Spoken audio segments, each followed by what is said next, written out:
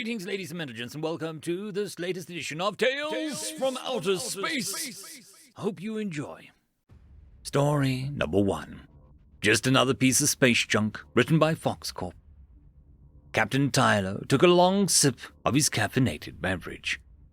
This is what you woke me up for. It's 3 a.m. planet-side time. The captain has been running low on sleep recently.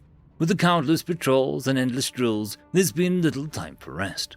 Tonight, he was finally able to sleep, dreaming peacefully of his life back home, only to be woken up by the screeching of the intercom. Sir, it is completely alien design. It warrants further analysis. Head research attaché Jolnus has always been a thorn in Tylo's side, constantly pestering him about insufficient space to think, or not enough research staff. Yesterday, he complained about the lack of radioactive isotopes. Why would a ship full of crew subject itself to continuous radiation? Simply put, Jolnus was and still is an annoying part of the ship. High Command won't allow for Tyler to throw the meddling researcher into a life pod and send him away. That hasn't stopped Tylo from seriously considering it. So, look at that big ugly thing. Whatever alien designed it clearly wasn't very advanced. It's worth less than scrap metal. Sir, at least let me send a research party to investigate it. I'll also need full control of the ship's scanners for the duration of the mission. Tyler recognized an opportunity when he saw it. Only if you personally lead the expedition from the research vessel. Jolnus didn't seem to recognize the captain's plan as obviously a little too anxious to get him off the vessel. That, or he didn't care. Yes, sir. I'll leave right away. For the next 20 minutes, Tyler enjoyed the peace and quiet of his captain's chair without interruption. He had almost drifted back to sleep when the high-pitched whine of Jolnus' voice screamed over the communications. You need to see this. The captain grumbled and moved over to the sensor monitoring station on the bridge. A small group of bridge officers had gathered around the screen. Get back to your stations, barked the captain. He'd had enough of annoying subordinates for one day. Once he got to the sensors, he suddenly realized the magnitude of this scurry. That's not possible. The readings on the sensors indicated that this craft originated before the Big Bang. Isn't it incredible, sir? We've almost reached the object with the research vessel. We'll update you second by second. For the first time in his life, Tyler wasn't annoyed by what the scientist had to say. He could only sit with his jaw open in fascination. One of you communications officers, get High Command on the line. They'll want to see this. Yes, sir. But what do I tell them? The captain's consciousness swarmed within his mind, looking for an answer that would satisfy the sheer importance of this discovery. Tell them we found something older than time itself. The research vessel and the ancient alien craft and the data began streaming back to the captain's ship. The alien race had designed the ship B-52 model ZZZZZ-2. It was designed a time so long ago, there was more zeros than Tyler thought practical. Sir, Jolnus said, this vessel is seemingly physically impossible. How so? The density of its armor should be enough to collapse into a black hole. It is denser than a strange matter by a matter and magnitude. The captain didn't know much about interstellar phenomena. What strange matter? The scientist responded with some general annoyance. It's the densest state of matter before something becomes a black hole. Nothing denser should be anything other than a singularity.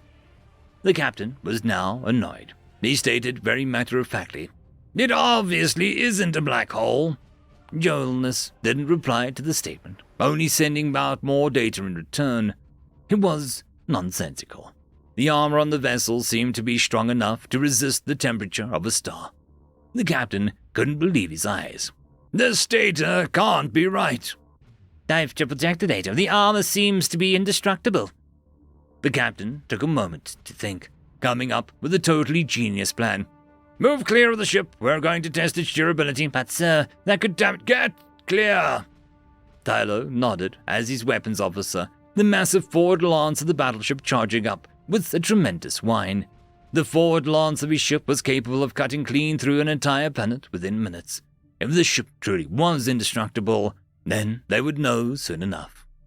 A beam of pure energy streamed out of the battleship's bow, ripping through space and time. The unstoppable force collided with the B-52. but nothing happened. The beam was fully absorbed as if it was nothing more than a flashlight. The B-52 didn't so much as move an inch. Within the hour, a high-ranking members of the command arrived from the vessel. The battleship moved into closer visual range of the ancient vessel. As they got closer and closer, the captain began to say, "That's one big, ugly fat."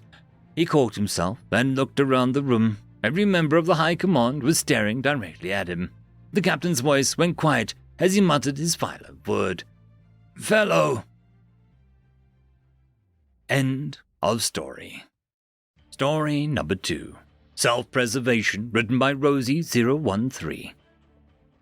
Self-preservation is another of the universal constants to be found among sapient species of the galaxy. Or just most species in general, I guess. No matter your form, your origin, or degree of sapience or self-awareness you might hold, everyone takes steps to exist just a little bit longer, if they can. There are many ways to do so too. For most, self-preservation is reactive action, steps taken to avoid a sudden shortening of one's own life. Fleeing predation, sidestepping a thrown object, pulling out of the way of a crazy driver, that kind of thing. It's the most straightforward interpretation and the easiest to explain, as it often refers to an individual and the choices they make. It can also be expanded on in proactive form, steps taken in advance to avoid such situation in the first place. Think along the lines of not lingering where predators might be found, or carrying a fire extinguisher in your shuttle despite the chances of ever needing it being astronomically low. Even plants will grow thorns in anticipation of fending off consumers. Sometimes self-preservation is succession and a continuation of a family or species, having a large number of offspring to ensure a percentage survive to maturity, spreading out beyond a single biome or localized area. Sometimes even artificial backup copies of yourself in cyberspace. These actions, usually thought out in advance or deep set in biological function, reflect not the survival of the individual, but the individual's bloodline, species, knowledge, technology, and even culture. Most variations of the concept depend on the upkeep activities, good health practices, clean environment, medical intervention where necessary. You cannot flee predation if you are overweight and encumbered or too frail and underweight. You cannot take preventative steps if your thoughts are incapacitated by ill health or distraction. You cannot store your digital version on corrupting or insecure hardware. You cannot spread your leaves if your neighbors are blocking out the sunlight. There are many more variations of self-preservation, but they all ultimately come down to one thing: applying logic to a situation, present or future, to enable existence to continue for longer than it would without reaction or intervention. So, what happens if you remove logic from that equation? Disaster, of course. The steps taken for self-preservation must be logically matched up against any opposition to danger. There is only one known exception to this: the Homo sapiens species, or humans, as they are colloquially known. The logic of self-preservation still loosely applies to them. They are mortal beings, after all. What truly defines the species is their ability to survive misinterpretations of the concept that would be fatal to others. Through a mixture of ruggedness and adaptability, they can endure errors of judgment that would fatally compromise the self-preservation of others, both personally and as a species, allowing them to develop in ways and places that are near mythical to other known lifeforms. Fail to flee a predator? Somehow the human in question survives by turning the situation on its head and becoming its family member. Airlock malfunction? So long as the human in question can repressurize fast enough, they will survive, albeit at the cost of some very painful injuries. Feeling down or sore, they can and do literally consume preservatives in the form of alcohols to pickle their innards in one of the most insane and literal interpretations of self-preservation. On a larger scale, humans will seek out practically uninhabitable locations to colonize, thus protecting them from any potential competition that may arise from other life forms. By spreading far and wide, The loss of any of these settlements is mitigated on a species-wide level. Ultimately, all species of known galaxy have a natural sense of the concept self-preservation and actively practice it for survival, with the exception of humans, sometimes when it suits them.